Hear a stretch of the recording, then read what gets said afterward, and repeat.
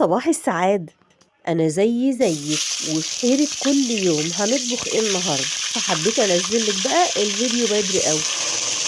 هعمل وياكم النهاردة يا حبايب قلبي الكبسة بس بالمكرونة، طعمها هايل، حاجة كده هتعجبكم خالص. أنا هنا في وصفات الغلابة. لو أول مرة تشوفيني وعجبك الفيديو ما تنسينيش بلايك وشير، وتمني لي من قلبك الخير، كومنت حلو كده منك تقولي لي بتتابعيني منين، ويا ترى ايه الوصفات اللي تحبي أو حبيتي إن احنا نقدمها لك. ما تنسينيش بدعوة حلوة كده من القلب بنية الشفاء العاجل. اللهم اشفني واشفي كل مريض يا رب العالمين. بصوا بقى يا بنات، انا جبت فرخه بالشكل اللي حضراتكم شايفين، قطعتها لقطع صغيره. الفرخه بتاعتي يا بنات قطعتها ل8 قطع. تقدري طبعا تستخدمي فراخ فليه وتقطعيها مكعبات اصغر من كده. الوصفه دي تقدري برضو تعمليها جمبري او لحم، في خضار موجود عندك هتضيفيه. انا هنا اكتفيت بالجزر يا بنات، تقدري تزيدي بسله وجزر، تقدري تزيدي بطاطس وكوس، الخضار اللي بتحبيه تقدري تضيفيه. حل على النار ونزلت بزيت او اي ماده دهنيه بتفضليه، سمنه وزيت، زيت بس اللي تحبيه. وبعد كده يا بنات هبدا احمر الفراخ بالشكل اللي حضرتك شايفه. انا تقريبا كده بقلي الفراخ وهي نيه، محتاجه بقى اللون الحلو القمر اللي انتوا شفتوه في المقطع اللي قبل كده. الفراخ يا بنات بيبقى لونها زي المقلي.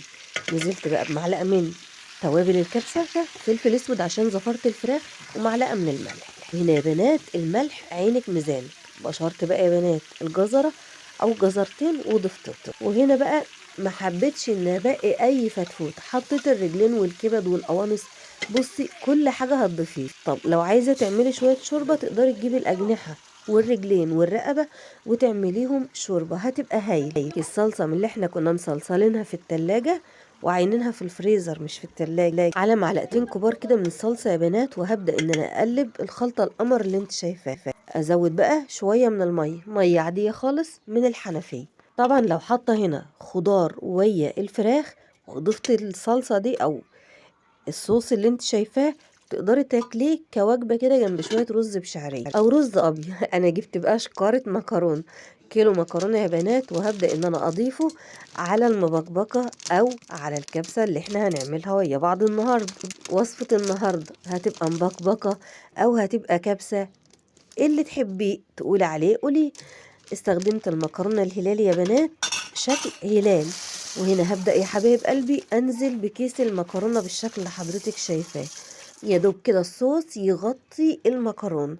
المكرونه يا بنات يا دوب زي ما قلنا الصوص يغطيها بس، ما تعوميش الحله ميه على المكرونه عشان المكرونه ما تعجنش وياكي، الصوص يغطيها بس. وطبعا هنا الكاميرا موضحه خالص، لون الصوص يا بنات بجد احلى من كده بكتير.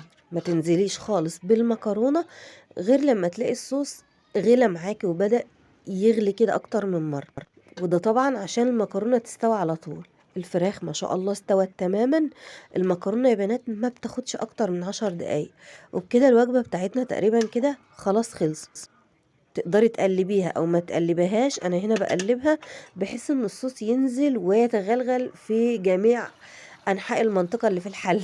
الصوص يا بنات يوصل لكل المكرونة. الشكل واضح تماما زي ما انتم شايفين. الحلاوة والجمال تتحدث عن نفسها، ما شاء الله شوية مكرونة ماليين وقلبين ريحة المكان. المكرونة اللهم بارك دخلت في التسوية. بشرت الجزر عشان ولادي ما يتضايقوش منه، تقدر ان انت تضيفيه مكعبات صغيرة. اهدي بقى النار واغطي على الحلة بتاعتنا، وبسم الله ما شاء الله بعد تقريبا 10 دقايق المكرونة يا بنات بقت هايلة. يا دوب بقى اغرفها في الاطباق وعليها بقى اللحمة بتاعتها. طبخة الحلة الواحدة حاجة كده منها فيه، وصفة هتعجبكم جدا. زي ما انتوا عارفين التليفون بتاعي الكاميرا بتاعته بعافية شوية، فبجد يا بنات الوصفة دي مظلومة جدا، الكاميرا ظلمها على الاخر. المكرونة ما شاء الله مفرفطة وزي الفل. هنكسرها بقى بشوية كده من بشر الجزر وشوية من اوراق الكزبرة والبقدونس. ما شاء الله وصفة يا بنات تستاهل بقكم. وصفة الحلة الواحدة وصفة سهلة وبسيطة ومش هتاخد معاكي وقت خالص. يعني لو مستعجلة على الفطار ومحتارة هتطبخي ايه، يا دوب طبق الكبسة اللي شفتوه جنب شوية سلطة وطبق بطاطس محمر، حتة مخلل وبألف هنا وشفا على قلوبكم. لو وصلت بقى لحد هنا وشايفة ان الفيديو يستاهل منك لايك، يا ريت ترفعي لي الفيديو بلايك حلو منك، كومنت حلو تقولي لي بتتابعيني منين. يا رب اكون كنت ضيفة خفيفة على القلوب، خفيفة على الجيوب. في نهاية الفيديو ما تنسوش تحبوا بعض.